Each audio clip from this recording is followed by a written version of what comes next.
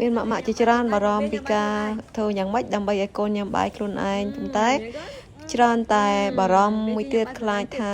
ទៅពេលដែលគាត់ញ៉ាំបាយខ្លួនឯងវាក៏ក្រិចគាត់ញ៉ាំអត់បានច្រើននឹងរីបាយអញ្ចឹងជាមូលហេតុដែលកូនរបស់ម៉ាក់ទាំងអស់គ្នាហ្នឹងគាត់ក្រចេះញ៉ាំបាយដោយខ្លួនឯងអញ្ចឹងបងអាចសាកវិធីតាមខ្ញុំបានដោយសារតែដំបូងឡើងកូនទី1ខ្ញុំក៏ខ្ញុំគិតដូចបងទាំងអស់គ្នាដែរខ្ញុំបញ្ចុកបាយគាត់រហូតដល់3ឆ្នាំជាងតែបច្ចុប្បន្ននេះដោយសារតែបទពិសោធន៍មានស្រាប់អញ្ចឹងកូនទី2ខ្ញុំបដៅឲ្យគាត់ញ៉ាំបាយដោយខ្លួនឯងចាប់ពីអាយុ1ខួបនៅព្រោះវ័យ1ខួបនេះជាវ័យដែលកូនអាចចេះចាប់ចេះកាន់ញ៉ាំបានអញ្ចឹងយើងមុននឹងគាត់ញ៉ាំយើងលាងដៃលាងសម្អាតខ្លួនគាត់ឲ្យស្អាតបន្ទាប់មកយើងឲ្យគាត់ញ៉ាំខ្លួនឯង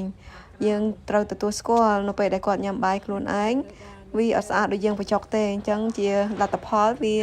តែងតែមានការរីប៉ាយខ្លះប៉ុន្តែបើសិនជាយើងមិនដាច់ចិត្តអញ្ចឹងគឺកូនយើងនឹងពិបាកក្នុងការញ៉ាំបាយដោយខ្លួនឯង